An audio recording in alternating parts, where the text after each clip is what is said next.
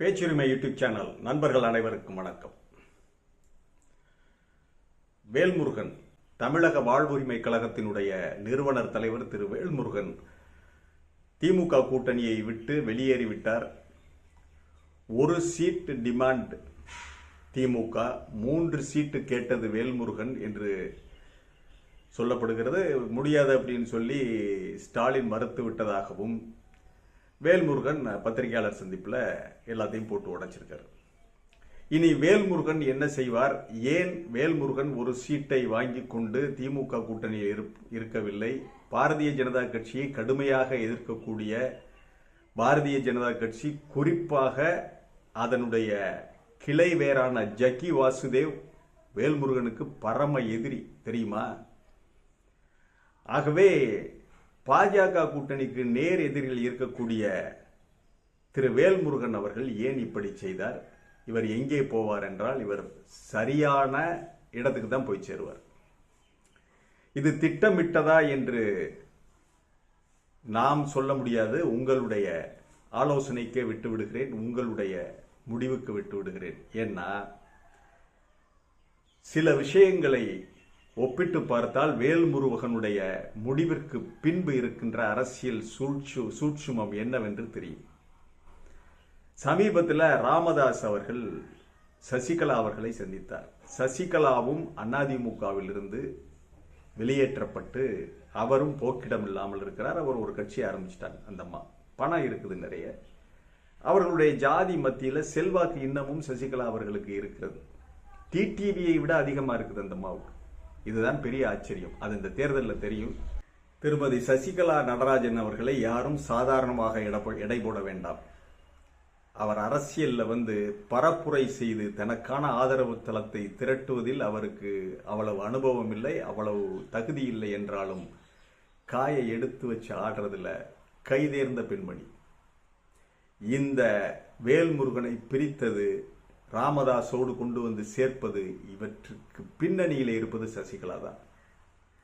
17 தொகுதிகளில் அன்புமணியை காலி பண்ணிட்டா இது ஒரு மிகப்பெரிய டிராபேக்ல அதிமுகவுக்கு. ஆக தன்னால் முடிந்தது எதுவோ அந்த வகையில் அதிமுகவுக்கு எடப்பாடியினுடைய காய்களை வெட்டி எறிய வேண்டும் என்பதில் சசிகலா எடுத்து வைத்திருக்கின்ற ஒரு மூவ் தான் இது. சசிகலாவுடைய ஆலோசனை இல்லாமல் வேல்முருகன், ராமதாஸ் போன்றவர்கள் இதையெல்லாம் செய்யல. விரைவில் இந்த உண்மைகள் எல்லாம் வெளிப்படும். அதே போல அவங்க ராமதாஸ் அவர்களை சந்திக்கிறார்கள். பாட்டாளி மக்கள் கட்சியுடைய ராமதாஸ் அவர்களுக்கு 80 வயதாகிவிட்டது. அந்த கட்சியை, பாமகவை உருவாக்கியது, வன்னியர் சங்கத்தை வளர்த்தெடுத்தது, பாமகவை உருவாக்கி மத்திய அமைச்சர் பதவி வரைக்கும் சென்றது. இதெல்லாம் அவருடைய மிகப்பெரிய சாதனை. நமக்கு பிடிக்கிறதோ பிடிக்கலையோ நாம் ஏற்றுக்கொண்டுதான் ஆக வேண்டும். அவருடைய வியூகங்கள், திமுக அதிமுகவோடு அவர் நடத்திய அந்த ராஜதந்திர முயற்சிகள், ராஜதந்திர முடிவுகள், அரசியல் சித்து விளையாட்டுல எல்லாம் கைதேர்ந்தவர் திரு ராமதாஸ். பாமக என்ற கட்சியை மிகப்பெரிய அளவில் அவருடைய சொந்தங்களிடம் கொண்டு சேர்த்தவர் ராமதாஸ் தான். டாக்டர் ராமதாஸ் என்பதில் ஐயம் என்பதே இல்லை. அன்புமணிக்கு இதில் எந்தவித பங்கும் இல்லை.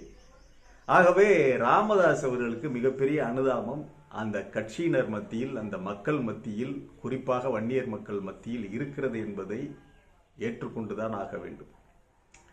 அதை தேர்தலில் எப்படி கரை சேர்ப்பது? ராமதாஸுக்கு பின்னால் அவருடைய மகள் எல்லாருமே இருக்கிறாங்க.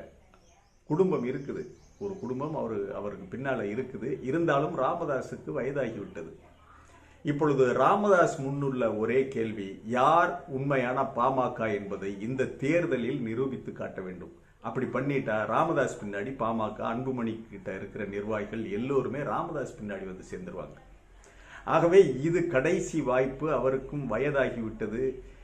அத்தனை தொகுதிகளும் 234 டாக்டர் ராமதாஸ் அவர்களுடைய அன்பு மகன் அன்புமணி ராமதாஸ் போட்டியிடுகின்ற 17 தொகுதிகள் அதிமுக கூட்டணியில், அதாவது என்டிஏ கூட்டணியில் அவருக்கு ஒதுக்கப்பட்டிருக்கின்ற 17 தொகுதிகளிலும் வேட்பாளர்களை நிறுத்தி அன்புமணியை தோற்கடிப்பது ஒன்றுதான் ராமதாஸ் அவர்களுடைய வியூகமாக இருக்க போகிறது. அதற்கு சசிகலாவும் உதவி செய்வார். தென் மாவட்டங்களில் ஏதாவது தொகுதி ஒதுக்கினால் அங்கே வச்சு அன்புமணியை காலி பண்ண பார்ப்பாங்க. ஆகவே அன்புமணி ராமதாஸ் அவர்களுடைய 17 தொகுதிகளையும் தோற்கடித்தால் கட்சி தன்னிடம் வந்துவிடும் என்று ராமதாஸ் கணக்கு போடுகிறார். இப்பொழுது ராமதாஸால அலைய முடியாது, மிகப்பெரிய அளவில் பிரச்சாரம் செய்ய முடியாது. அதற்கு வேல்முருகனை பயன்படுத்தி கொள்ளக்கூடிய ஒரு வாய்ப்பு இருக்கிறது. இது திட்டமிட்டுத்தான் இப்படி வேல்முருகன் வந்தாரா திமுகவிலிருந்து? ஸ்டாலினுக்கு இது தெரியுமா, அல்லது ஸ்டாலின் வழியனுப்பி வைத்தாரா என்பதெல்லாம் அதற்கான விடையெல்லாம் பின்னாடி தான் கிடைக்கும். ஆனால் இப்பொழுது வேல்முருகன் என்ன செய்வார், என்ன செய்யக்கூடும் என்றால், அவருக்கு பணத்துக்கு பிரச்சனை இல்லை, சசிகலா இருக்காது. 1. 2, வேல்முருகனுக்கு பாரதிய ஜனதா கட்சி, அந்த சங் பரிவார், அந்த இந்துத்துவ அமைப்புகளை காலி பண்ணணும். தமிழ்நாட்டில் அவர்களை ஒழித்து கட்ட வேண்டும். அதுதான் அவருடைய ஒரே குறிக்கோள். தனிப்பட்ட முறையில் அவர் பாதிக்கப்பட்டிருக்கிறார்.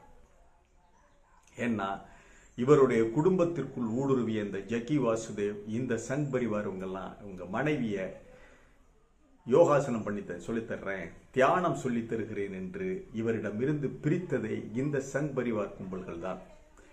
அது விவாகரத்து வரைக்கும் வந்து அவர் கடுமையான மன உளைச்சலால் பாதிக்கப்பட்டு இன்றைக்கு குடும்பம் என்பது அவர் ஒரு ஆளாக அரசியலுக்காக போராடி கொண்டிருக்கிறார். வேல்முருகன் அவர்கள் தமிழக வாழ்வுரிமை இயக்கம் என்று தமிழர்களுக்கு ஏதாவது ஒரு பிரச்சனைனா முன்னின்று குரல் கொடுப்பவர், முன்னே வந்து மார்பை காட்டுபவர் திரு வேல்முருகன் அவர்கள். டோல்கேட்டில் எவ்வளவோ பிரச்சனையில் அதிரடியாக இறங்கி போராடி இருக்கிறார். யாரை வேணாலும் சீமான் திட்டுவார், வேல்முருகனை பேச மாட்டார். ஏன்னா எப்படிப்பட்ட ரியாக்ஷன் வரும் என்று இவருக்கு தெரியும்.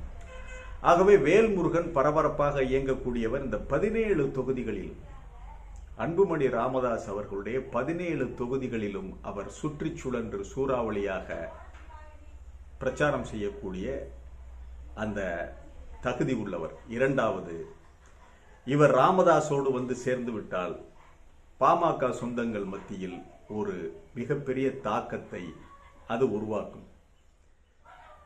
அன்புமணியால் தான் வேல்முருகன் வெளியேற்றப்பட்டார், அன்புமணிதான் வேல்முருகனை கட்சியை விட்டு வெளியேற்றினார் என்று ராமதாஸ் ஒரு அறிக்கை கொடுத்தால் போதும். இன்று எனக்கு மகனாக வந்து சேர்ந்து விட்டார், 80 வயது, 85 வயது நினைக்கிறேன், 85 வயதில் தள்ளாத நேரத்தில் முதுமையான காலகட்டத்தில் எனக்கு ஒரு ஊன்றுகோலாக வேல்முருகன் வந்திருக்கிறார் என்று அந்த டயலாக்லாம் ஐயாவுக்கு நல்லா அடிக்க தெரியும். ஆகவே டாக்டர் ராமதாஸ் அவர்கள் வேல்முருகனுக்கு செய்தி அனுப்பி இவர்கள் ஒரு திட்டமிட்டு, இந்த வியூகத்திற்காக திட்டமிட்டுத்தான் வேல்முருகன் இங்கே புறப்பட்டு வந்திருக்கிறார் என்று என்ன தோன்றுகிறது. இதில் இந்த செய்தியில் உண்மை இல்லாமல் இல்லை, நடந்திருக்க முடியும். ஆகவே வேல்முருகன் அவர்கள் கடுமையாக போராடி 17 தொகுதிகளிலும் இந்த அஇஅதிமுக கூட்டணியில் போட்டியிடுகின்ற திரு அன்புமணி ராமதாஸ் அவர்களுடைய வேட்பாளர்கள் அத்தனை பேரையும் தோற்கடித்து விட்டால் அதன் பிறகு அன்புமணி ராமதாசுடைய அரசியல் வாழ்க்கை என்பது அஸ்தமித்துவிடும். அவரால் கட்சியை, அதாவது வெற்றி பெற்று கொண்டே இருந்தால், ராஜ்யசபா எம்பியாக இருந்தால் அவரால் அரசியல்வாதியாக தொடர முடியும். ஒரு தோல்வியை கூட அவரால் தாங்க முடியாது, துவண்டு விழுந்து விடுவார் அன்புமணி ராமதாஸ். அதற்கான அந்த தாக்கு பிடிக்கும் சக்தி அவரிடம் இல்லை, ராமதாஸ் கிட்ட இருக்கு. டாக்டர் ராமதாஸ் அவர்கள் எவ்வளவோ தோல்வியை சந்தித்தாலும் மீண்டு வந்திருக்கிறார், திருப்பி மீண்டு வந்து மறுபடி வெற்றி பெற்றிருக்கிறார். அந்த தோல்வியை ஏற்றுக்கொள்ளுகிற மனப்பான்மை, தாங்குகிற உள்ள உறுதியெல்லாம் ராமதாஸிடம் இருக்கிறது. அதே உறுதி வேல்முருகனிடம் இருக்கிறது. வேல்முருகன் இப்ப பாருங்க, வேல்முருகன், சசிகலா, டாக்டர் ராமதாஸ், இவங்க 3 பேரும் சேர்ந்து இந்த 17 தொகுதிகளிலும் டாக்டர் அன்புமணி ராமதாஸுக்கு எதிராக கடுமையாக போராடினால் நிச்சயம் வீழ்த்தக்கூடிய வாய்ப்பு இருக்கிறது. ஏற்கனவே அதிமுக என்டிஏ கூட்டணியை பற்றி நல்ல அபிப்பிராயம் இல்லை. வெற்றிக்கான வாய்ப்பு என்பது அவங்களுடைய ஆள்களை வச்சுக்கிட்டு, அவங்களுடைய மீடியாக்களை, கோடி மீடியாக்களை வைத்துக்கொண்டு கருத்து கணிப்புகளை, தங்களுக்கு தேவையான கருத்து கணிப்புகளை பணம் கொடுத்து வெளியிட்டு கொண்டு ரசித்துக் கொண்டிருக்கிறார்கள். அப்படி ஏதாவது குறுக்கு வழியில் தந்திரம் செய்து வெற்றி பெறுவதுதான் அவர்களுடைய ஒரே கொள்கை, குறிக்கோள். பாஜகவுக்கு அவங்களுக்கு கொள்கை இல்லை. அந்த கொள்கைக்கெல்லாம் எவனும் ஓட்டு போட மாட்டான்னு தெரியும். இப்படி அல்லற சில்லற கட்சிகளை எல்லாம் சேர்த்து அவங்களையெல்லாம் சேர்த்து ஏதாவது தந்திரம் செய்து வாக்குப்பதிவு எந்திரத்தில் தந்திரம் செய்து வெற்றி பெற்று விடுவதுதான் அவர்களுடைய வாடிக்கை, அவர்களுக்கு முன்னே இருக்கின்ற ஒரே வாய்ப்பு என்றுதான் சொல்லலாம். ஆகவே பாஜக அதிமுக கூட்டணியை தோற்கடிப்பதில் உறுதியாக இருக்கிறார் வேல்முருகன். அப்படின்னா அவர் போகக்கூடிய இடம் எங்க? டாக்டர் ராமதாஸ். டாக்டர் ராமதாஸுக்கு பாஜக கூட்டணி அதிமுக கூட்டணியை தோற்கடிப்பதை விட அந்த 17 தொகுதிகளிலும் அன்புமணி ராமதாஸ் அவர்களை தோற்கடித்து தான் பாட்டாளி மக்கள் கட்சி என்பதை நிரூபிக்க வேண்டும். முற்றாக தோற்கடிக்கப்பட்டு விட்டால் ராமதாஸரிடம் போயிருக்கின்ற நிர்வாகிகள், தொண்டர்கள், அவங்க எல்லாம் ஐயாவை தவிர வேற ஆள் இல்லை. ஐயாவுக்கு பின்னாடி அவங்க குடும்பம் இருக்கு.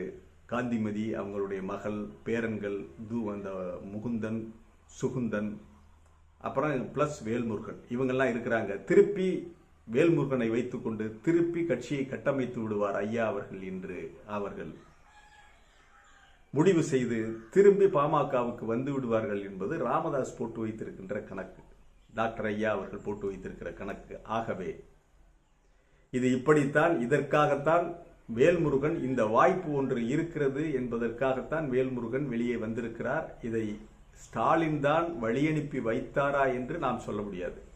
நடந்திருக்கலாம். 17 தொகுதிகளில் இவங்களை காலி பண்ணுனா யாரு ஜெயிப்பாங்க? இங்க திமுக தான் ஜெயிக்கும்.